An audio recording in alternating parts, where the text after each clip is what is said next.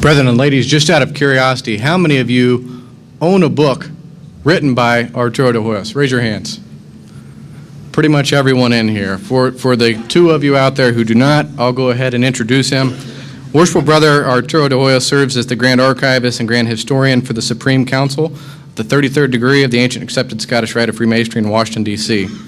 He is respected the world over as an authority, I would say the authority, on the history, rituals, and symbolism of Freemasonry. Affectionately called the Grand Archivist of the Universe, he is the editor, author, and translator of many books and articles. His encyclopedic knowledge of Masonry and multilingual abilities have made his works popular among Masons seeking more light. He is a past master of McAllen Lodge number 1110, Ancient Free and Accepted Masons of Texas, an honorary member of John Blair Lodge number 187 of Virginia, an honorary member of Esoterica Lodge number 316 of Washington. And this next item requires a little explanation. Art is a full member of Quadro Coronati Lodge number 2076 of the United Grand Lodge of England. Most of you are familiar with QC Lodge. It is the premier lodge of research in the world. It's notable that Art's a full member. Many of you may be corresponding members. In the United States, there are only 3 full members, and Art is one of these 3. It's one of the greatest honors in all of Masonry to be a full member of that Lodge of Research. He holds the 33rd degree Grand Cross of Honor in the Ancient Accepted Scottish Rite, the Knight of the York Cross of Honor in the York Rite, and belongs to many other Masonic organizations. I'll mention one more just to promote something that Art and I work on. There's a research organization known as the Grand College of Rites, and this organization preserves rituals that otherwise would be lost to time. These are rituals that were used by organizations that have now become defunct. And Art has been what I would call the guardian of this organization for the past 12 years or so. And as one of the advancing line officers, I'm hoping he'll hold out another 5 years to assist me in 2017. But for those of you interested in Masonic ritual, visit grandcollegeofrites.org. There's a sign-up form, and you'll be able to see some more of Art's work on that. For those who are interested in asking Art some more esoteric questions about the history and development of Masonic ritual, I would suggest that you stick around after this program. Due to the fact that we have non-Masons in the room, his speech today will be on what Freemasonry is and what it is not. He'll provide some context and perspective. But after this is over, if the non-Masons would all leave the room, Art's going to stick around and we'll be happy to ask questions about more esoteric aspects of the history and development of ritual. So keep that in mind when we're done. Stick around if you have those sorts of questions. With that, it's my privilege to introduce illustrious Arturo de Hoyos.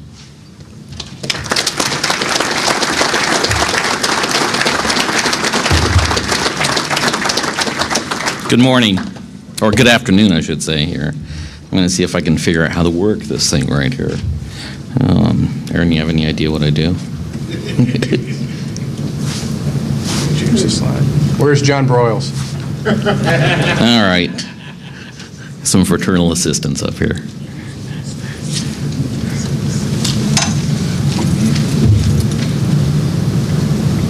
That's the one way, then that way. I didn't see anything moving. Please hold.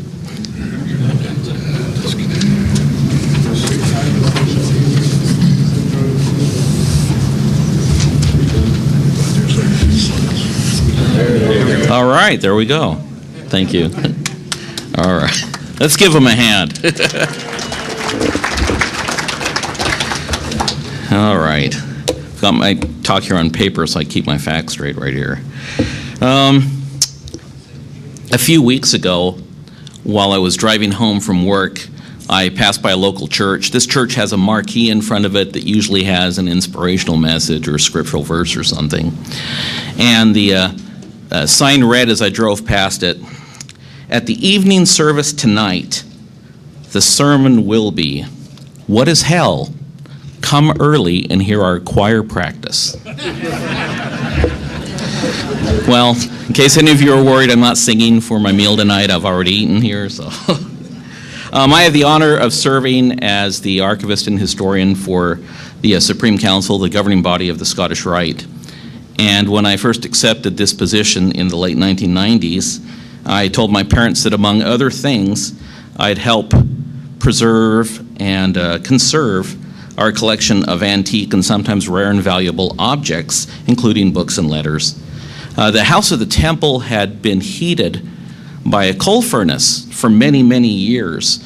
And of course, this meant that there was a fine layer of coal dust on everything in the building. Those of you who remember what coal dust is, it's black, and it's a mess. It's on everything that you touch. So our books had this coating of coal dust. You literally couldn't handle a book there without walking away with your hands covered with this stuff. So this meant that thousands upon thousands of books would have to be cleaned before they were processed.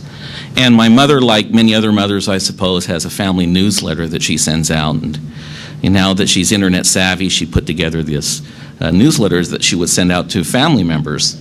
And right after I took my job, I explained to her what I was doing here. And the first letter that went out, she announced to everybody that I had moved to Washington, D.C. to help take care of the Masons' dirty books.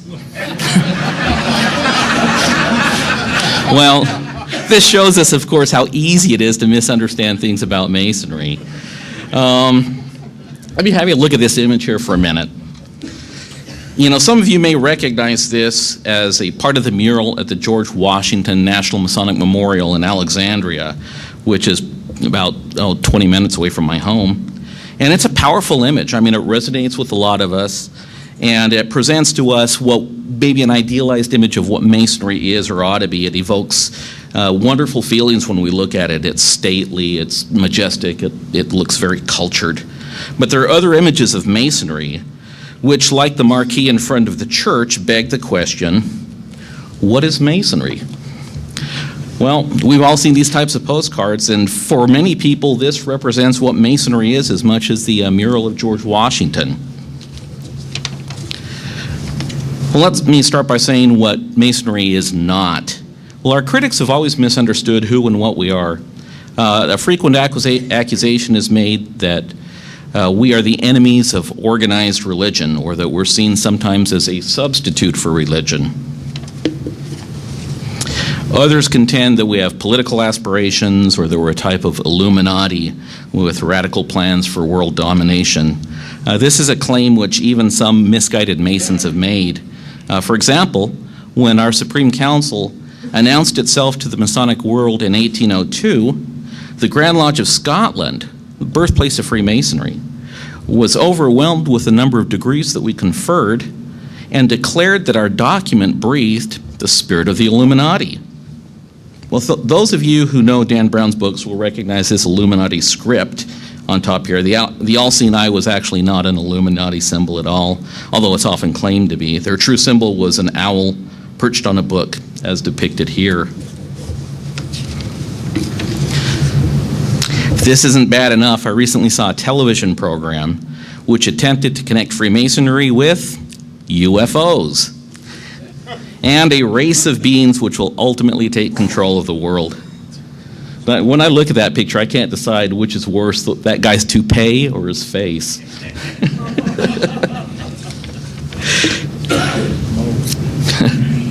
Well, are we really part of some type of a secret cabal with powerful overlords? It's often been said that we can't even agree on what color to paint our lodge rooms or our dining halls.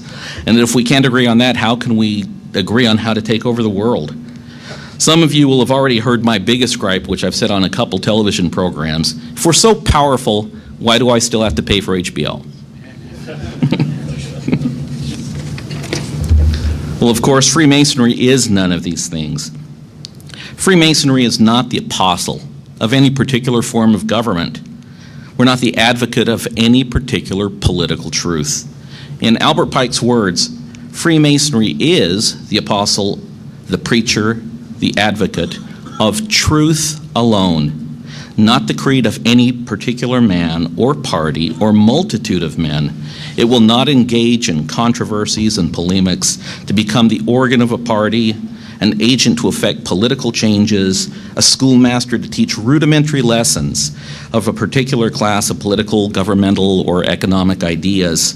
But if wisely conceived and carefully expressed, all of these can be applications of Masonry, but they are not Masonry in and of themselves.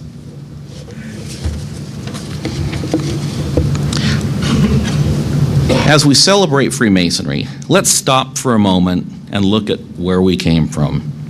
We all know that there are all sorts of romantic notions and ideas out there. Some people say that we originated in secret religious cells or with the Knights Templar or from ancient mystery religions. And these notions can be interesting, they're entertaining, and we've certainly been influenced by chivalric traditions and the like, but our origins are actually much more mundane. But to me, they're equally as interesting. Let's look briefly at what we do know. We know that early medieval operative Masons built small structures near their work sites, which they called lodges. Not all workers were allowed to visit these lodges. Those who were admitted were inducted with a special and brief initiation ceremony where they were given certain signs, tokens, and words of recognition. They had traditional legends recited to them, and these are known today as the Old Charges or Gothic Constitutions. The members of these lodges agreed to abide by a certain moral code of conduct and to help each other in time of need. The Old Charges recited legends associated with ancient building projects and provided a mythical background for their history. As the initiation ceremonies became more complex, the lodge system began admitting non-operative or symbolic Masons. It's believed that an emerging interest in sciences and the belief that Freemasonry possessed some type of secret handed down from antiquity appealed to a segment of the educated class who were among the earliest speculative Masons. Early members initiated in the 1640s included Sir Robert Moray and Elias Ashmole. In time, speculative Masons outnumbered the operative Masons, and Freemasonry spread throughout the British Isles and Europe, and the first Grand Lodge was organized in London in 1717. So what is Freemasonry? Well, in a short answer, we know that we're the world's oldest fraternity, that we often define ourselves as a system of morality veiled in allegory and illustrated by symbols. But that's just a quaint way of saying that we use parables and symbols to teach our lessons of morality. Even so, it's important to acknowledge that primitive Masonry did not include the elaborate system of symbolism that's familiar to us today. Most of the symbols in Freemasonry entered our fraternity between 1750 and about 1760. The moral applications given to the working tools were not present in the early degrees, and the symbolism that did exist was often of a strong Christian nature, since early Masons were Christians. For example, the lights in the lodge represented the Holy Trinity, and articles in Solomon's Temple were spiritualized to refer to Jesus and his apostles. Another definition, which I like, was written by Albert Pike. He said that Freemasonry is an advancement towards the light on all lines of progress, moral, intellectual, and spiritual. Freemasonry developed in tandem with the Enlightenment, or the Age of Reason, which was closely linked with the scientific revolution, because both movements emphasized reason, science, and rationality. We have evidence that early Masonic lodges sponsored lectures on rational thinking and scientific topics, which the members believed would improve their quality of life. We can justly be proud that some of our early members played a pivotal role in bringing humanity to light. For example, Dr. John Theophilus Desaguliers was a leading scientist of his time, a friend, co-worker, and advocate of Isaac Newton and his philosophy. Desaguliers was presented with the Royal Society's highest honor, the Copley Medal, in 1741 for his discovery of the properties of electricity. Well, Brother Desaguliers was elected as the third Grand Master of the Grand Lodge of England in 1719, and he assisted the Reverend James Anderson in preparing the Constitution of the Freemasons in 1723, which was the first officially sanctioned Masonic book. This work continues to serve today as the foundation of most Masonic law throughout the world.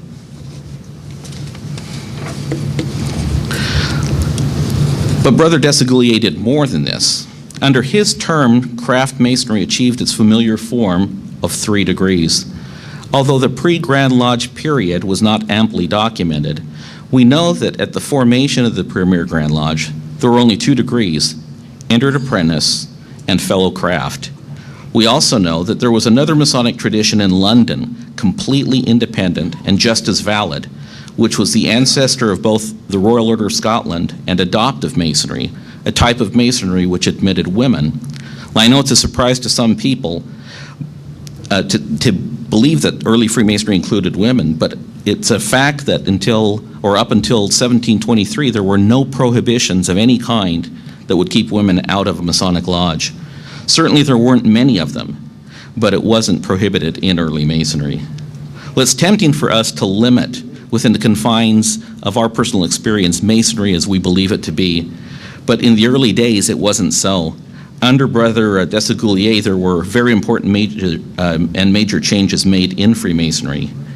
The old traditions were revised, and the Master Mason's degree was created from an honor previously known as the Master's Part. Those of you who have taken the Scottish Rite Master Craftsman's program may remember that the first account that we have of a Master Mason's raising occurred in connection with a legend with Noah and his 3 sons as principals. It's said that Noah had passed away and that his sons approached him in a grave and attempted to raise him from the dead to find a secret that he had. When they didn't get it, they adopted a substitute.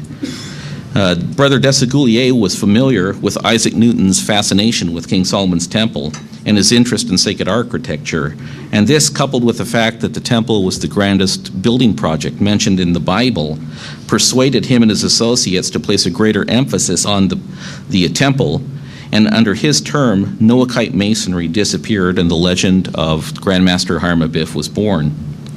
We know from several contemporary sources that he made changes and that he elevated the status of Hiram.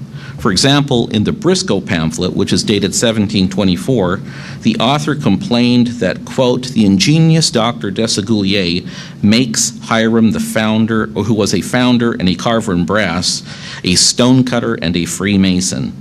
While in 1726, there was a pamphlet written on the demise of antediluvian masonry, or masonry before the flood, in which they complained that under Dr. Desaguliers, they were doing away with ancient traditions, and that there was a new type of masonry involving Hiram the architect.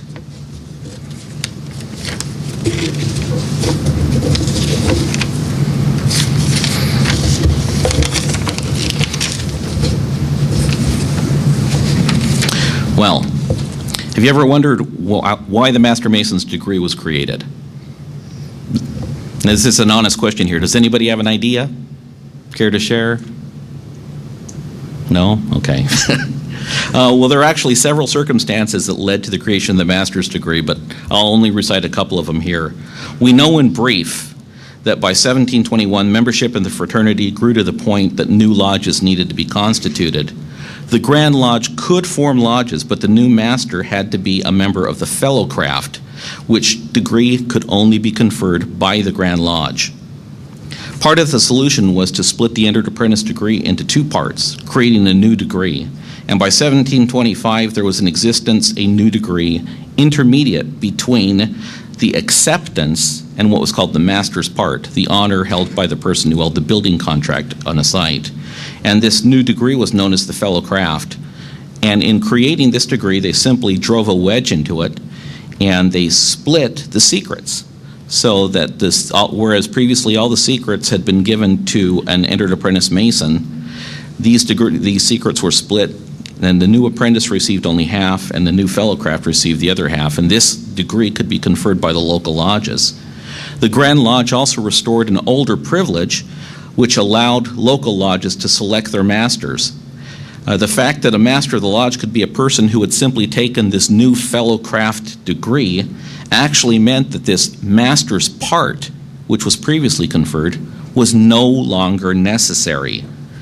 Now, this is a really interesting change because prior to the creation of the Fellowcraft degree, the Fellowcraft or master received the secrets of the master's part.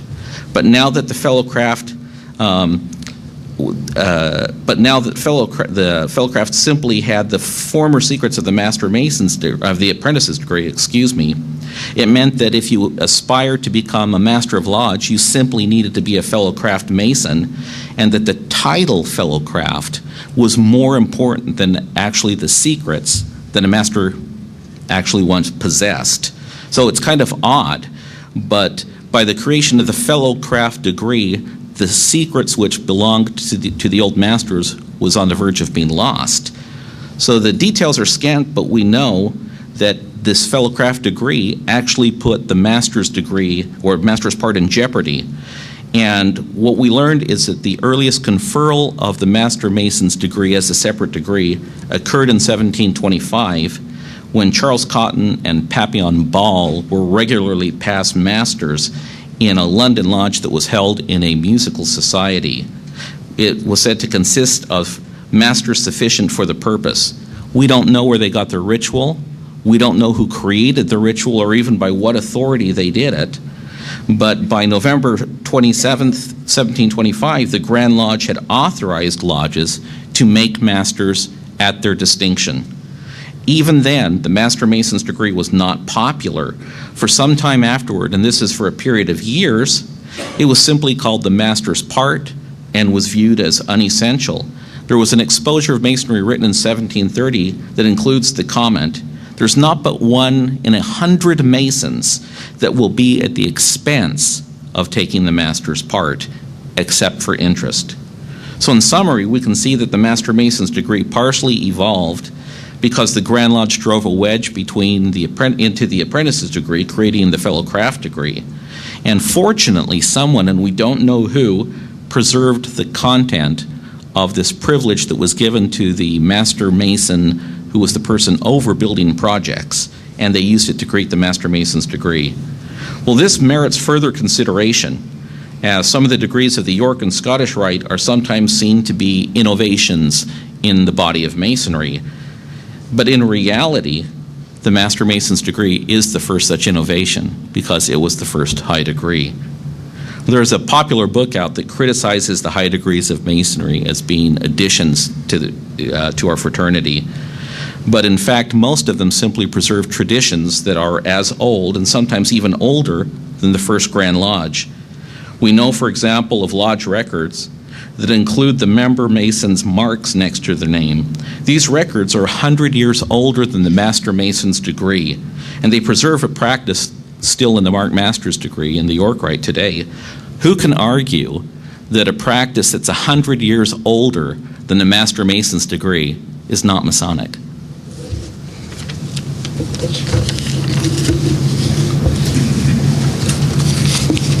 Well, it's important to understand that Freemasonry and all its rites and systems is first and foremost a vehicle for providing practical instruction for daily living within the world, and that it creates a realistic model for our social intercourse. The teachings of Masonry are not vagaries.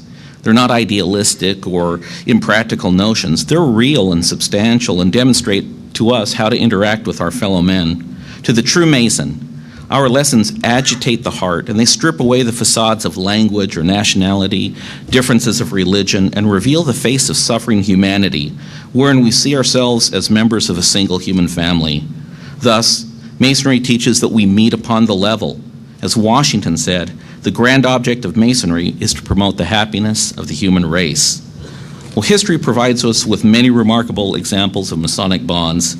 Some of the most remarkable ones occurred during the tragedies of war, and I'm going to cite just a couple of them. A notable example followed the death of Major General Joseph Warren at the Battle of Bunker Hill in June 1775. Warren was a Boston physician who had served as the Grand Master of the Grand Lodge of Massachusetts from 1759 until his death at the battle. His body had been thrown into an unmarked grave by the British. However, John Jeffreys, who was an American Freemason who supported the British cause, happened to be a member of Warren's Grand Lodge, and he informed his Masonic brothers of the body's location before he fled Boston with the British Army. Warren was given a Masonic funeral with a procession through the streets of Boston. Generals Armistead and Hancock were both career soldiers, and before the Civil War they were friends when the U.S., friends in the U.S. Army with others in California, and of course they were both Freemasons. When the Confederate attack reached the Union line at Gettysburg, there was fierce fighting. General Armistead was shot twice, and when he went down, he gave the sign of distress. A fellow Mason who was a Union officer named Henry Bingham, then a captain and later a high officer and influential congressman, came to Armistead's assistance and offered to help. Armistead reportedly asked to see and speak with his friend General Hancock, but was told that Hancock had been very badly wounded just a few minutes earlier. We have Union brother Bingham helping Confederate brother Armistead off the field and into a hospital, but Armistead died 2 days later. General Hancock, to the surprise of many, recovered and resumed his command later in the Civil War. Well, this incident of a Freemason who was a Union officer helping a Freemason who was a wounded Confederate officer is one of the greatest examples of the ideals of Masonry in action. In 1993, the Grand Lodge of Pennsylvania completed and dedicated a monument on the Gettysburg National Cemetery in cooperation with the support of the United States government that shows Brother Bingham, the Union officer, helping Brother Armistead. The statue is extremely dramatic and is called the Masonic Friend-to-Friend Memorial. Wright permitted Jews to receive the degree and alleged that Pike's Masonry revealed secrets that should be restricted to Knights Templar. Well, in response, Pike replied that he was quite unconscious of having given so grave an offense and informed Gooley that he himself was a Templar and a past Grand High Priest of the Grand Chapter of Arkansas. In Pike's view, legends, words, and signs cannot, in their nature of things, be the exclusive property of any rite or degree. And as proof of this, Pike explained that several of the degrees of the York Rite borrowed their substance from the Order of the Royal Secret, which was the parent of the Scottish Rite. And, in particular, Pike observed that the Grand Commandery of Knights Templar conferred the degree of the illustrious Order of the Red Cross, which was created almost wholly from material from the Scottish Rite's 15th and 16th degrees. Well, of course, this didn't satisfy Gooley. He wasn't dissuaded. In his address as the Grand Commander of Missouri, he went to war. He declared that the Scottish Rite had sprung from French charlatanism, that its degree made one's head swim with bewilderment, and he was particularly offended that Pike asserted that the Kadosh ritual was closer in practice to historical Templarism than the ritual used by the Grand Encampment. Gooley further argued that the Scottish Rite was not legitimate Masonry. He listed 10 things that he opposed and summed up his arguments by declaring that he did not recognize anything as Masonry outside of the York Rite. In subsequent articles, Gooley wrote more pointed attacks at Pike as a person and at the Rite, calling it chief among the spurious rites. In January 1868, he even published a protracted article which denounced the Scottish Rite's constitutions as fraudulent. Pike had had enough. He preferred 4 charges against Gooley stemming from a violation of certain obligations that Gooley had taken when he joined the Scottish Rite. Pike's charges were really clear. They were extremely distinct. And among other things, Gooley was charged with an undisguised violation of allegiance to the Supreme Council and for libeling by false, scandalous, and defamatory words false charges of evil and wicked intentions to be read by the profane. In February 1868, was an article published extolling the virtues of the American York Rite. In the same article, he lambasted the Scottish Rite for its hostile attacks on ancient craft masonry and against the whole of the American system. He also published Pike's letter to him. Unwilling to defend himself, Gooley was expelled from the Scottish Rite in 1868, but continued to fight against it. Well, steps were taken to prevent the controversy from spreading and causing a further rift. And at the 1872 session of Supreme Council, 3 members, who were also Knights Templar, presented a report that concluded, "Those who are most active in the propagation of the Rite are not only Templars, but many of them hold prominent positions in the state Grand Commanderies and demonstrate their love for the whole of the fraternity." The submitted resolution stated that there was nothing incompatible between the rites, and they worked to reinforce the Scottish Rite's intent to work with all of Freemasonry. But in the end, something remarkable happened. In November 1872, Pike was in St. Louis, and when he had the occasion to speak with Gooley face-to-face, Gooley asked Pike to make 3 minor changes in language, and I don't remember specifically what they were, but they were extremely small changes to the ritual. And what they were for him is things that gave the appearance of the Scottish Rite's superiority over the American New York Rite system. And I think it was something like what Pike said, simply that the Kadosh degree presented a closer representation of the Templar ritual than the York Rite did, and that's what really offended Gooley. Well, Pike agreed to make that minor change. And in his substitution, he said that he wanted to work with other kindred orders of Knights Templar. Well, in a letter to the Supreme Council, Pike wrote, promising the changes, and said that Brother Gooley at once laid aside all antagonism to the Rite, that he has since declared to his desire to unite again with us and to advance the objects of the Rite. He is one of those men who has no mental reservations. His heart and affection are now again with us. He has heretofore impeded our progress, but his well-known and great abilities and earnestness will now be felt in our service. Pike noted that he had the greatest personal cause against Gooley, but that it was now his personal desire to restore Gooley to the Scottish Rite. Gooley also sent a letter to the Supreme Council, admitted he had erred, recounted that when he met Pike for the first time in his life, quote, "It was needless to say, I realized in an instant that I was in the company of a large heart and great magnanimous Mason." He cordially added his petition for reinstatement in the Rite, which was happily granted. Gooley not only became active in the Rite, but in 1876 was nominated by Pike for the rank and decoration of Knight Commander of the Court of Honor. Well, sadly, the following year, Gooley was killed when he fell from the fifth story of a hotel in the Southern Hotel in St. Louis that was on fire. In a Masonic eulogy, Pike charitably wrote of his strong points, calling him intelligent, enterprising, generous, liberal, and just. Pike added that he was warm and energetic in controversy, placable and easily reconciled. Now, that's remarkable to me because I've read all of the correspondence and all of the newspaper accounts. Pike never made any personal attacks against Gooley, and the things that Gooley said were really vicious.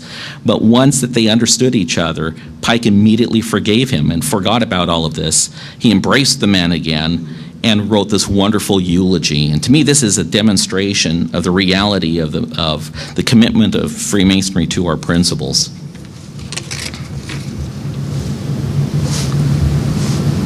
Let's see, how do I get this started again here?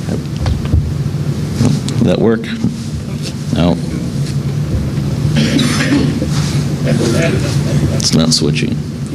Do I have to hit the button on the side here? Yeah, it's locked. Okay, let me see. Bear with us one more second.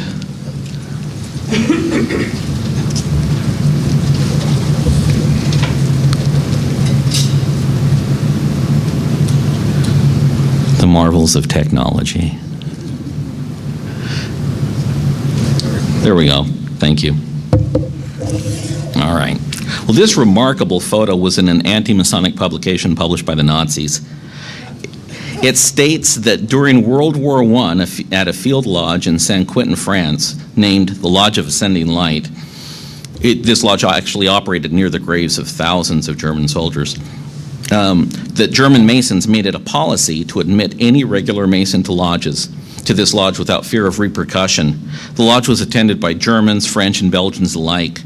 The Nazi publication mocked the fraternity and noted that it was so easy to identify the Jews in the photograph.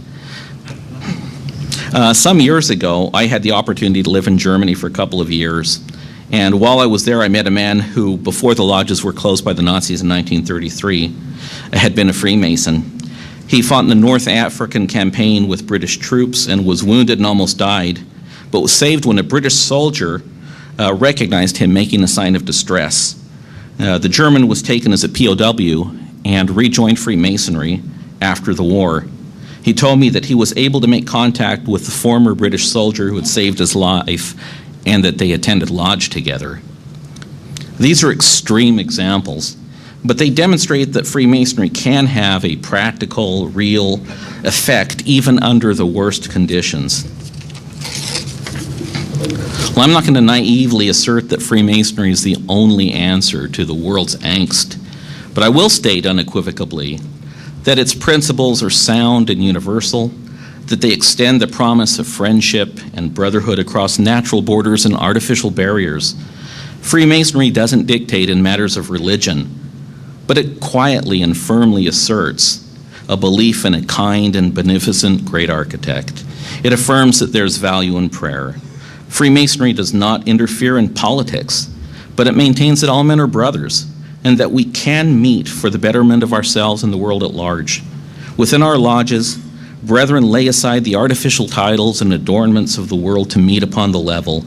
We work with each other irrespective of color or creed. We seek our commonalities to unite us and not excuses to divide us.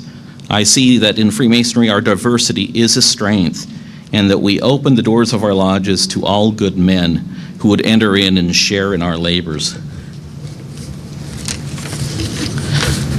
We view Freemasonry as a whole and look at it where the Blue Lodge focuses upon a single time and a single event, the building of King Solomon's Temple. We step back and we see that the high degrees draw from a broader spectrum of human experience, but from beginning to end, they all seek to mitigate the troubles of the human experience and to improve our quality of life. This we do by sharing Masonic light and knowledge. Having obtained more light, let's remember that Masonic labor and duty is to learn and to teach others. Thank you for having me.